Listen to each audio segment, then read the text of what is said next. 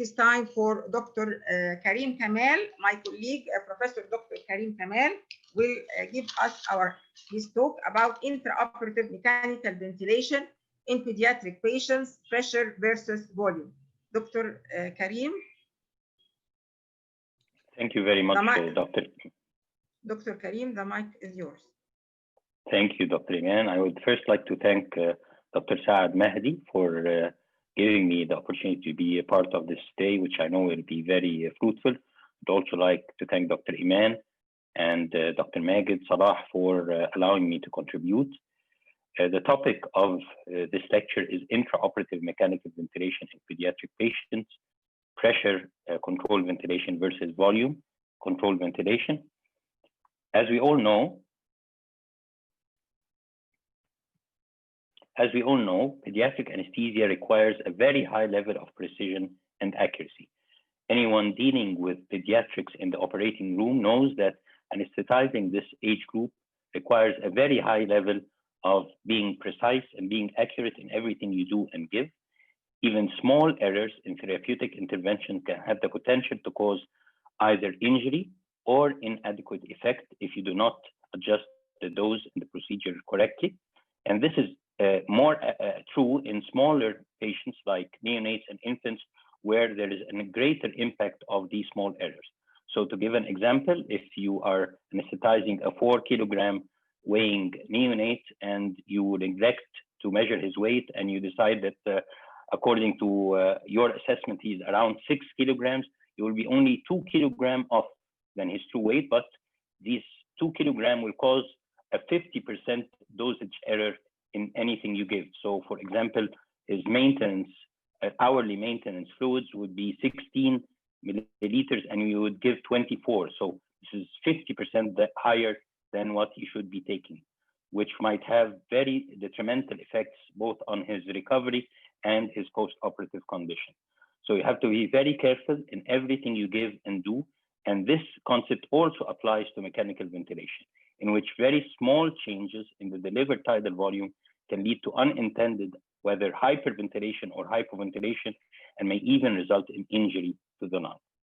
So we will start with an everyday story. It's a simple scenario that I think most of us has passed through. The hero or the main character in this scenario is the anesthesiologist. As you can see, he's a very serious looking anesthesiologist. We call him Dr. A. He is experienced. He has a 10-year experience in anesthesia, but mainly in adults. He has very limited experience in pediatric anesthesia, mainly in tonsillectomies and hemiorrhaces. And Dr. A comes to the hospital to work on a certain day. And as usual, he passes by his patients for pre-operative assessment. And he goes into one of the rooms and he is surprised to find baby. We'll call her Baby O. Baby O is a 2-month-old girl weighing only 5 kilograms and scheduled for Kasai procedure to correct biliary atresia. Of course, Dr. A is stunned and very alarmed because he has not dealt with this age group before. And at once he has so many ideas and questions running through his head. Which mode of ventilation should I use? Should I use pressure? Should I use volume? If I use volume, what is the tidal volume that I should be giving? If I use pressure, how much pressure should I apply to these small lungs? What about the respiratory rate? Should it be 12, 15, 20, 30, 40?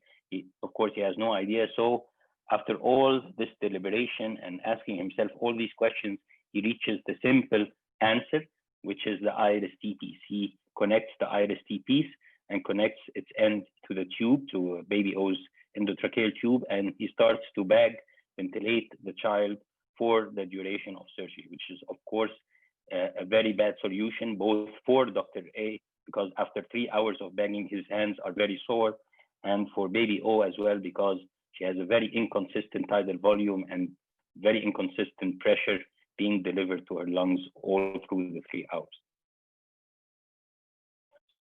So as you can see, we can all have this in one way.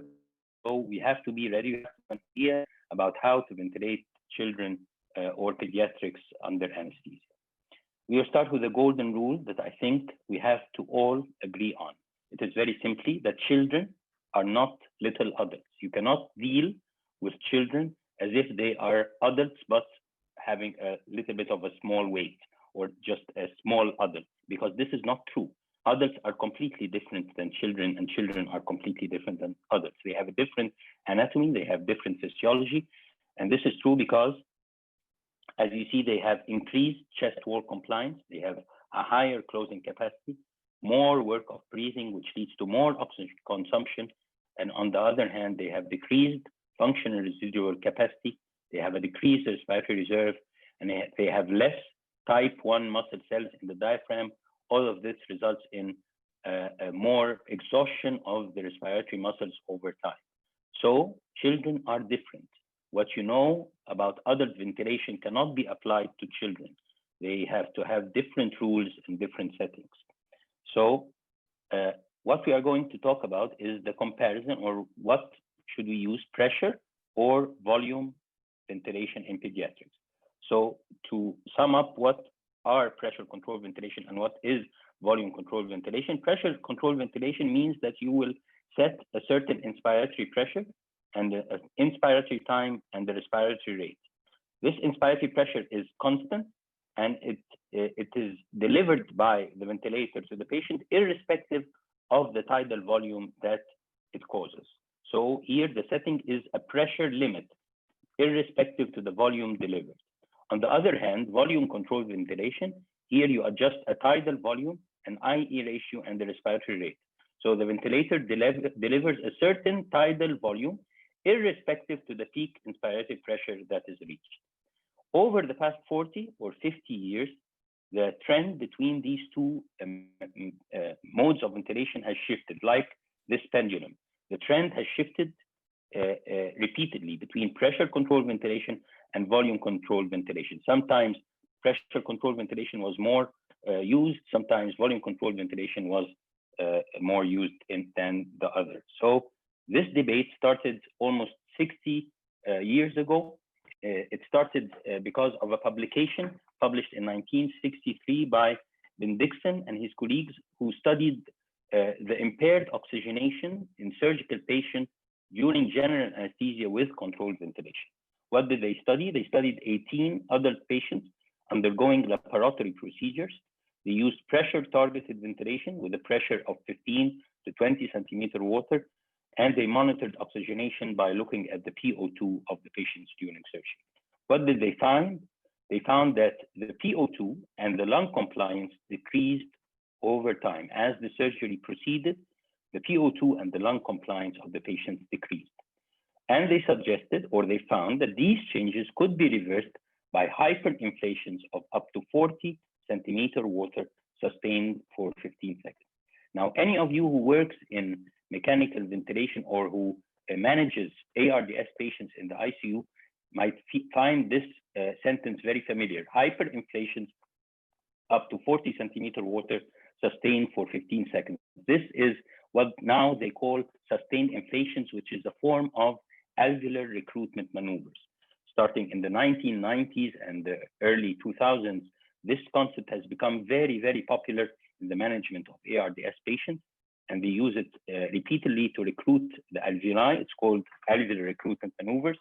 And Bendixson and his colleagues looked at it more than 60 years ago. So they were really ahead of their time. You would have expected that through their research, they would have reached the conclusion that everybody now believes, that alveolar recruitment improves oxygenation. If they had reached that conclusion in 1963, this would have impacted very much all the ARDS patients at the time. But actually, this is not what they concluded. Their conclusion was completely different. Their conclusion was that a large tidal volume protects against falls in oxygen tension. And to me, this is very strange, because actually, they did not use tidal volume ventilation. They used pressure ventilation. But they thought that the hyperinflation with 40 centimeter water to expand to a larger tidal volume, and this larger tidal volume is what caused the improvement in the oxygen tension. So they reached this conclusion, and because of this study, all the shift or the trend was shifted to volume controlled ventilation. Everybody started using volume controlled ventilation because they felt that volume controlled ventilation is better for the oxygenation. But after a while, they started noticing that there is a serious problem. And that problem is that the set tidal volume that I set on the anesthesia machine was not actually delivered to the patient I'm anesthetizing. And to understand why, this is a picture of the traditional anesthesia ventilators that was used at this time. It is a very simple illustration. And we will look at two problems, two issues that were causing inaccuracy in the delivered tidal volume to the patient. The first issue is the fresh gas flow. As you can see, the fresh gas flow inlet was in connection with the inspiratory limb of the breathing circuit. So the fresh gas flow would mix with the tidal volume. This is the bellows. When the bellows is compressed, it pushes the 200 milliliter of tidal volume into the inspiratory limb. And as you can see, the fresh gas flow mixes with this tidal volume. As you can see, the tidal volume has the red dots and the fresh gas flow has blue dots. So there is mixing of the red and blue dots that is delivered to the patient. This is called interaction between the fresh gas flow and the tidal volume. And this interaction leads to changes in the tidal volume. The fresh gas flow mixing with the tidal volume causes the tidal volume reaching the patient to change. Another problem was the circuit compliance. When the bellows is compressed, it pushes the tidal volume into the circuit. Some of the air is compressed inside the breathing circuit itself and does not reach the patient. Some of the 200 milliliters that is pressed by the bellows is compressed inside the circuit, which is known as circuit compliance, and does not reach the patient. All of this resulted in a very serious problem, and that is that the set tidal volume is different from the delivered tidal volume. So as you can see, I'm setting a tidal volume of 200 milliliter, and the bellows compresses the 200 milliliter into the breathing circuit. But because of these two problems, the actual delivered tidal volume is 97. It is not 200. So this is a very serious problem, especially in pediatric patients. If you are giving a child 200 milliliter of tidal volume and only 97 of it are going into his lungs, that's almost half of the tidal volume you want to give him, and this will definitely cause hypoventilation. So they felt that this is a very serious issue, that volume controlled ventilation is not doing the job. It is not delivering the tidal volumes that I want to give to the patient. So the shift or the trend started to shift, and the pendulum started to move towards pressure controlled ventilation. Everybody decided, since volume controlled ventilation is not working well and the tidal volumes are not delivered to the patient, then we should use pressure controlled ventilation. And they found that yes, pressure controlled ventilation has a lot of advantages. The tidal volume delivered depends purely on the set inspiratory pressure and the patient's lung thorax compliance. That circuit compliance and fresh gas flow changes and even small leaks around an uncuffed endotracheal tube do not alter the delivered tidal volume as they did in volume controlled ventilation.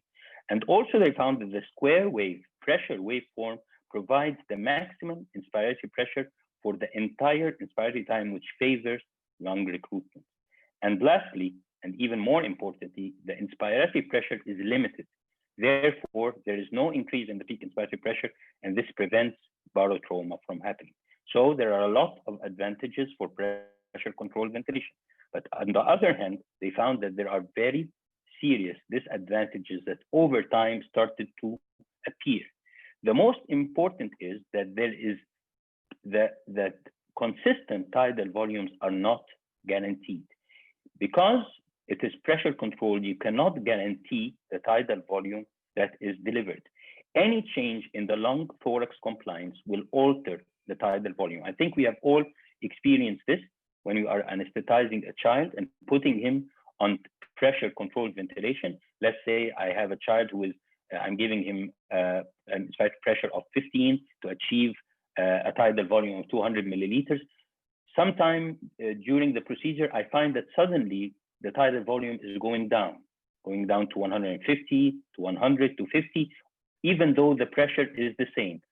This might be due to the effect of the muscle relaxant fading out. So there's an increase in his intercostal muscle tone and decreased compliance of his chest wall, or simply because the surgeon is pressing on his chest.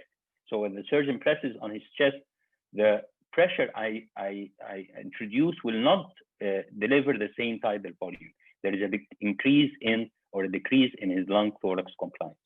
Surgical procedures in the abdomen or thorax, especially laparoscopic procedures, are likely to be associated with changes in the lung thorax compliance and therefore result in a fluctuation in the delivered tidal volume. In small patients, as I said, in neonates and infants, these tidal volume fluctuations can be very significant deviation from the intended tidal volume and may cause serious problems when the child is under pressure controlled ventilation. So as the practice went on, they found that there is a serious problem with pressure controlled ventilation, and they started thinking that they need to reach a way to make volume controlled ventilation more acceptable and more accurate and delivering the tidal volume to guarantee the tidal volume be delivered. So they had to look back at the problems with volume controlled ventilation that caused the set tidal volume not to be delivered to the patient. And again, the two problems were the interaction between fresh gas flow and tidal volume. And the second problem was, as we said, the breathing circuit compliance and the compression of air inside the breathing circuit. So they started with the first problem, the interaction between fresh gas flow and the tidal volume. They had to find a way to solve this problem. So they started changing the design of the anesthesia ventilator. And nowadays, this is how the modern anesthesia ventilators look. As you can see, the piston now is placed after the fresh gas flow inlet. Not only that, but as you can see, there is what is called a fresh gas decoupling valve. When the piston compresses the tidal volume into the breathing circuit, it causes the fresh gas decoupling valve to close. So during inspiration, during the piston is going down, this valve is closed. So no fresh gas flow enters into the breathing circuit during inspiration. So there is no mixing between the fresh gas flow and the tidal volume being pushed into the breathing circuit during inspiration. So this fresh gas decoupling valve prevents the interaction between the fresh gas flow and the tidal volume during inspiration. So this was the first problem being solved. They solved the interaction between fresh gas flow and tidal volume with what is known as a fresh gas decoupling valve. What about the breathing circuit compliance? To solve this problem, they came up with a concept called compliance compensation. They had to compensate for the tidal volume or the part of the gas that is compressed into the breathing circuit. How did they do this? Breathing circuit compliance, as we said, is attributable to the compression of gas within the breathing system. The circuit compliance is expressed in milliliter per centimeter water. And this compliance can be multiplied by inspiratory pressure to quantify the influence of circuit compliance on the delivered tidal volume. To make this simple, we give a simple example. If I have a breathing circuit with a compliance of 5 milliliter per centimeter water, and I apply to it an inspiratory pressure of 20 centimeter water, the volume that is compressed inside the circuit and will not reach the patient is 5 multiplied by 20, which is 100 milliliters. So I am able to predict the amount of air that is compressed inside the circuit and will not reach the patient. So modern anesthesia ventilators perform what is known as a pre-use compliance test. This pre-use compliance test measures the circuit compliance before I start anesthesia. And accordingly, the ventilator is able to assess the volume lost due to compliance and compensate for it during tidal volume delivery. So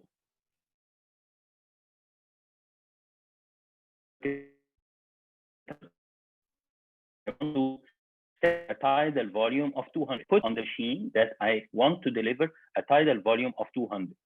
What the machine does is it measures the circuit compliance and it finds out that when the piston presses down, 140 milliliter of air will be compressed in this circuit. So instead of pushing 200 milliliter, it pushes 340. It adds the 140 to the 200, and it presses 340 tidal volume so that the delivered volume is actually the 200 that I have set on the machine. So this is how the compliance compensation works. The machine, the anesthesia machine or the anesthesia ventilator adds the volume that will be compressed inside the breathing circuit so that the actual tidal volume is accurate. So with the compliance compensation, they were able to solve the other problem, breathing circuit compliance. And with these two things, fresh gas decoupling valve and compliance compensation, anesthesia machines nowadays can deliver a tidal volume as low as 20 milliliters very accurately to very small children. So they were able to solve the problem with volume controlled ventilation. And that's why, again, the trend shifted to volume controlled ventilation, because everybody wanted a guaranteed tidal volume. So everybody should be happy now, but unfortunately, another problem came up with volume controlled ventilation. And that is the high peak inspiratory pressure that is generated during volume ventilation. High peak inspiratory pressure can be harmful, especially in children with lung injury. And all the recent studies have shown that a high peak inspiratory pressure can cause a lot of lung injury. Erickson and his colleagues in 2007 observed a direct relationship between the level of peak inspiratory pressure and the mortality in children with acute lung injury. Khemani and his colleagues also found that in children with acute hypoxemic respiratory failure, using higher peak inspiratory pressures are associated with more non-survivors compared to survivors. And everybody now agrees that pressure limitation is of great importance in pediatric ventilation. So the pediatric anesthetist is now in a very big dilemma. He says that I need pressure limiting. I don't want a high peak inspiratory pressure, because the high peak inspiratory pressure results in lung injury. But at the same time, I need volume guarantee. I cannot use pressure ventilation as it is, because there is a fluctuation in the tidal volume, and this leads to hypoventilation. So what do? I need pressure limiting, and in the same time, I need volume guarantee.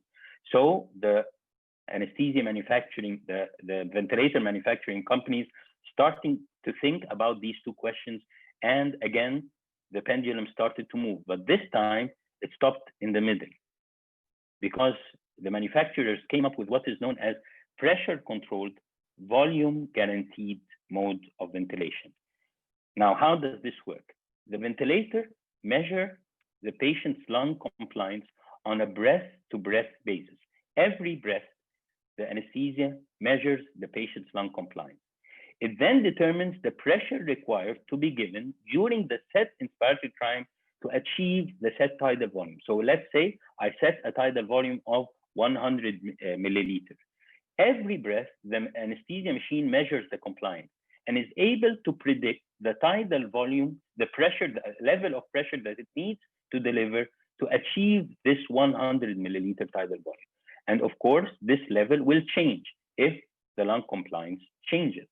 So as a result, the ventilator is able to deliver a square wave pressure waveform similar to pressure controlled ventilation, but at the same time to ensure that a constant tidal volume is delivered to the patient like in volume controlled ventilation. So actually it has the advantages of both pressure controlled ventilation with its advantages and volume controlled ventilation with its advantages. And as I said, because there is a volume target, the pressure will change if the lung compliance changes. If the surgeon presses on the child's chest, the ventilator will compensate by increasing the level of pressure so as to deliver the same set tidal volume. So as you can see, pressure controlled volume gain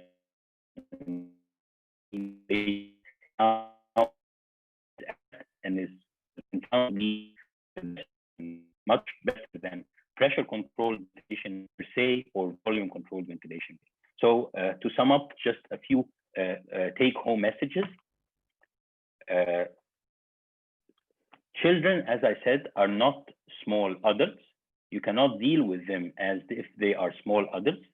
Traditional anesthesia ventilators were unable to deliver precise tidal volume due to two problems, which are fresh gas flow interaction with the tidal volume, as well as circuit compliance and the compression of gas inside the breathing circuit.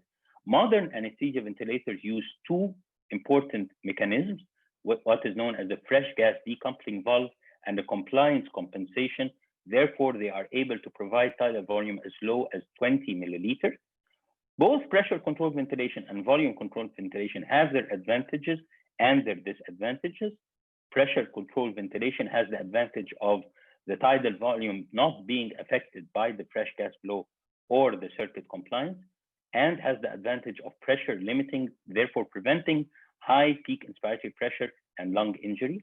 But it has the disadvantage that the tidal volume is not guaranteed. There is a fluctuation in the tidal volume, and there might be a significant decrease in the tidal volume delivered. Volume controlled ventilation has the advantage of a guaranteed tidal volume. It is stable, it does not change, but this comes at the disadvantage of the possibility of delivering a very high peak inspiratory pressure. Pressure volume controlled, volume guaranteed mode of ventilation might actually be the best option currently available. Thank you very much. Thank you, Dr. Karim, for your presentation.